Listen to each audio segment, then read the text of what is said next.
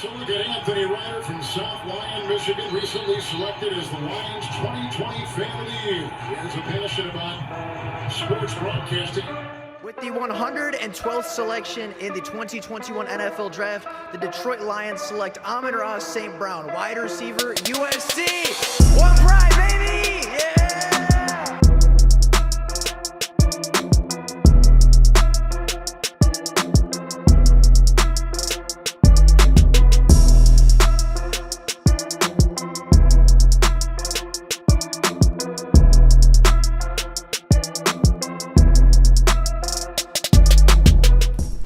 What is going on, everybody? Welcome back to another Detroit Lions video. Now, with the NFL draft on the horizon, being just over a month away at this point, rumors and speculations are beginning to arise about specific trades and specific scenarios that we could see go down on draft night. And last night there was a big scenario that was put out, a big hypothetical put out that has gotten a lot of traction, and today I wanted to touch on this scenario. The scenario includes the Detroit Lions and the Seattle Seahawks potentially coming together to make a trade on draft night that includes multiple first-round picks and a Pro Bowl caliber wide receiver. So today we're going to talk about this scenario, talk about how realistic it is, talk about why both sides would make this trade hypothetically, and talk about whether or not the Detroit Lions and Seattle Seahawks could and should be making this trade happen either on draft night or before the draft officially begins. So with that being said,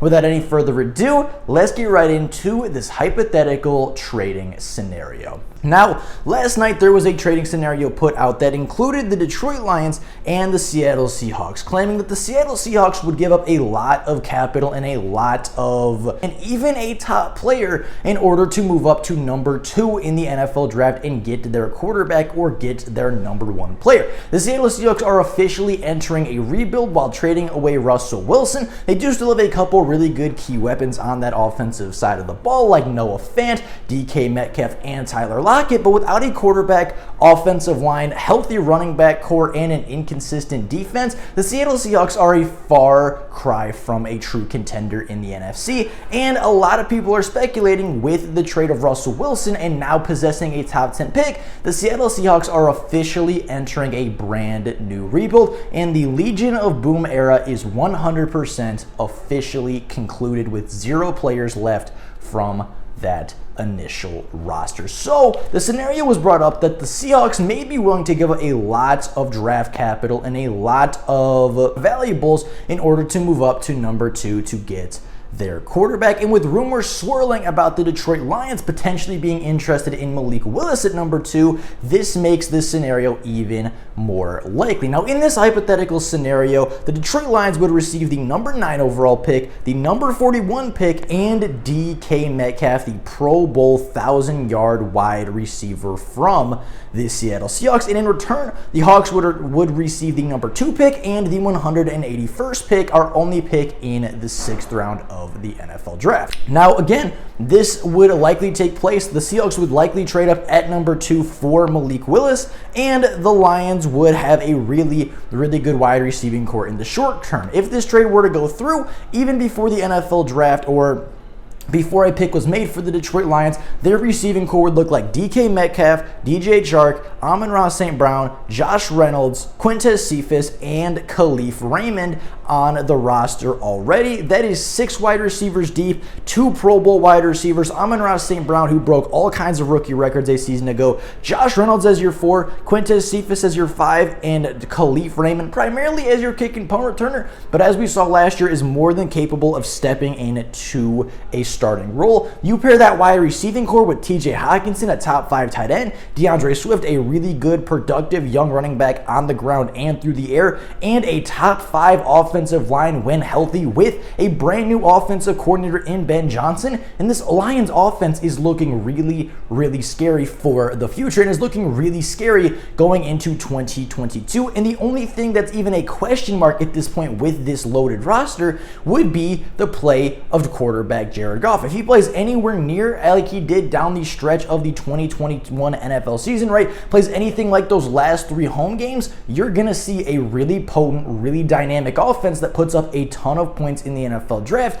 and it allows the Detroit Lions to focus heavily on the defensive side of the football with that glaring need of wide receiver officially out of the way, turning that weakness into a very clear strength of the Detroit Lions. Now, I did put together a little bit of a mock draft, right? This was not put a lot of time into. I didn't want to go through all the stats, and this isn't a mock draft video, but a big part of this scenario is the picks the Detroit Lions would be getting. 2 more picks within the top 100, one of which still resides within the top 10 of the NFL draft, and I think it would be really important for the Detroit Lions to consider their drafting ability with these extra picks. So, with that being the case, the draft turned out like this. Kayvon Thibodeaux fell to the 9th overall spot, with him having some character concerns like Micah Parsons did a season ago. His draft stock is falling ever so slightly. There's no way, in my opinion, that he falls outside the top 10, but with guys like Aiden Hutchinson having a really high stock, likely going number 1, Malik Willis likely going number 2, with Kyle Hamilton, Ike Ekwonu, Evan Neal, and with Trayvon Walker officially jumping him in many people's draft boards,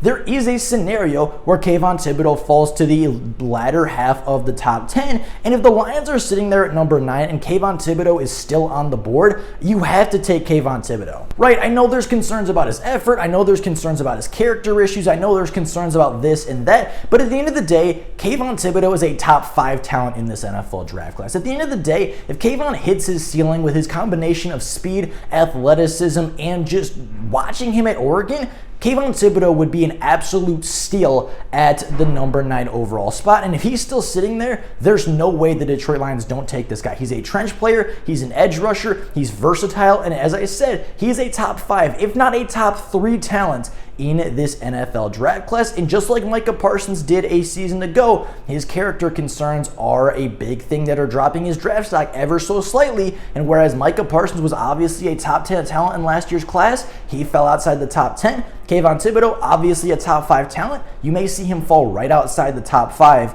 with his character concerns and just some of the off the field issues that are plaguing certain teams and turning certain teams away from the potential generational talent. Now, Kayvon Thibodeaux was not the only player in this mock draft. I went through an entire 7 rounds, again, heavily focusing on the defense. So I walked away with Kayvon Thibodeaux at number 1, Logan Hall at 32, Jaquan Brisker at 34. With that 41st pick I received from the Seattle Seahawks, Matt Corral was on the board. So Matt Corral, a potential future franchise quarterback for the Detroit Lions, potentially having his stock fall because of the ankle injury he sustained at the Ole Miss bowl game. He did fall to 41 in this mock draft, and if he does fall to 41, I see the Detroit Lions taking him, sitting him for a year behind Jared Goff, letting him develop. It's a free pick that you get from trading away your number 2 pick, right? It's a free pick you got because you traded that pick away. I think it's a really good value for Matt Corral, and he could be your potential quarterback of the future for free. Channing Tindall and Brandon Smith went with the next 2 picks. Leon O'Neal Jr., the safety from Texas A&M, really productive safety, senior coming out this year. A really good leader on the Texas A&M defense was another pick, doubling up at that safety position. And then I addressed interior offensive line and running back at the end of the draft, right? A couple offensive depth players, a couple offensive depth positions. I know Brad Holmes loved the trenches, and I know that Brad Holmes likes himself some running backs, so I decided to throw that in just for a little bit more realism. But with that being the case, that is a phenomenal outcome for the Detroit Lions, right? You walk away with Kayvon Thibodeaux, who a lot of people are speculating might even go at number 2. He falls to number 9 while you pick up an extra top 100 pick, a top 50 pick. With that other top 50 pick, you pick up your potential quarterback of the future with no incentive to necessarily play him in his rookie year. You let him sit, you let him learn from Jared Goff, let him learn from Ben Johnson, let him practice with an NFL team for an entire year before throwing him into any kind of game scenarios. And by the time he's a sophomore player in the NFL, he's going to be a little bit more groomed, a little bit more polished than he is right now in the NFL, and he's going to still have all of the upside with that big arm, with the arm talent, with the scrambling ability, with the leadership abilities. You could potentially have your quarterback of the future. And with this team right now, with this roster, with the DK Metcalf trade and with this draft, if it were real, if it weren't hypothetical, that team with the 28th strength of schedule in the NFL could very well and very realistically make the playoffs in 2021 with Jared Goff at the helm. Now, there is a downside to this trade, being that you do have to pay DK Metcalf a lot of money after just one season with the Detroit Lions, right? He has an expiring contract after the 2022 NFL season, and with the incredibly overinflated NFL market at wide receiver, you would likely have to pay DK Metcalf $17 to $20 million a season, but the Detroit Lions can work around this. They can release Jared Goff after next season, clearing up that kind of money. They will have Matt Corral for 3 seasons on a rookie contract, and they will have a ton of starting players be on their rookie contracts for the foreseeable future. So you go into 2023, right? 2022 is a borderline playoff year. Jared Goff plays well. These players build up some chemistry. You have an offense consisting of a top 10 offensive line, a top 5 tight end. You have DeAndre Swift, DK Metcalf, DJ Chark, St. Brown, Reynolds, Cephas, and Raymond as your wide receiving core. Again,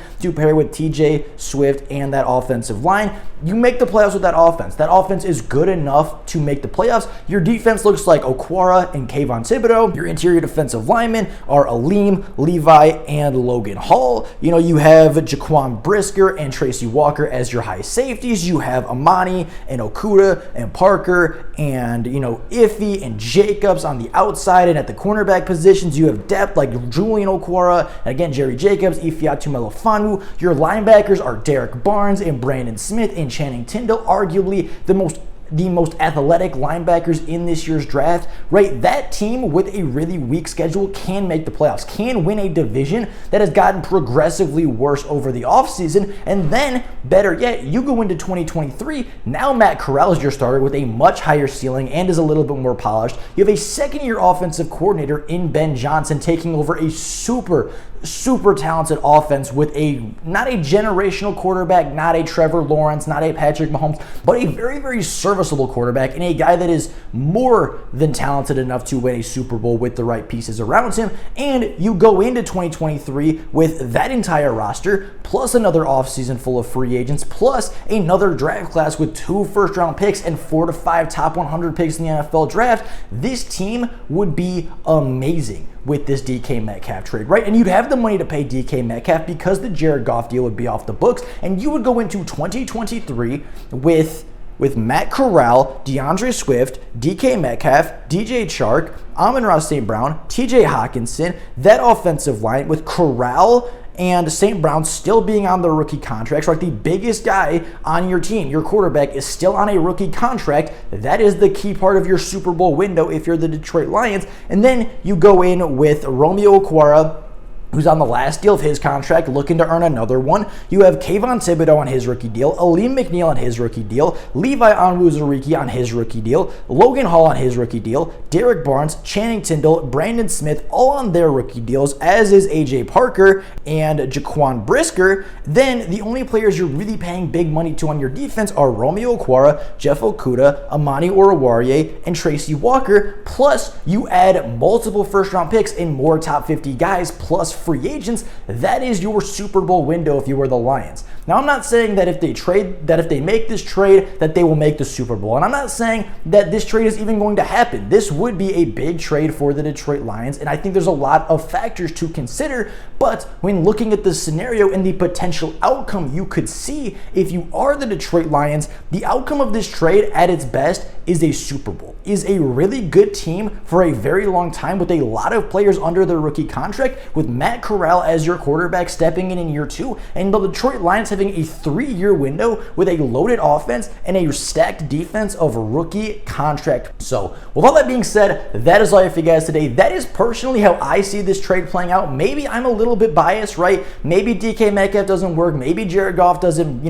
bond or, mesh with DK Metcalf very well. Maybe DK Metcalf splits the locker room because he wants targets. I don't know. There are some downsides to this trade, right? More mouths to feed a big contract incoming sooner than you would have liked if you're Brad Holmes, and knowing that if you don't make this trade, you can sit at number 2, maybe get a better quarterback, and at 66, get Christian Watson, who has the upside of a DK Metcalf, who's on a rookie contract for multiple years. There are multiple ways to look at this scenario, but at its peak and in this hypothetical scenario, there is a scenario where the Detroit Lions turn into a Super Bowl caliber team. There is a scenario where this team turns into a playoff contender, if not a Super Bowl contender, by 2023, and they have the longevity with these rookie contracts of Matt Corral and Amon-Ra St. Brown, and most of your defensive line and your entire linebacking core being on their rookie deals by 2023. There is a scenario where the Lions become a Super Bowl contender in the next 2 seasons if they make this trade. So,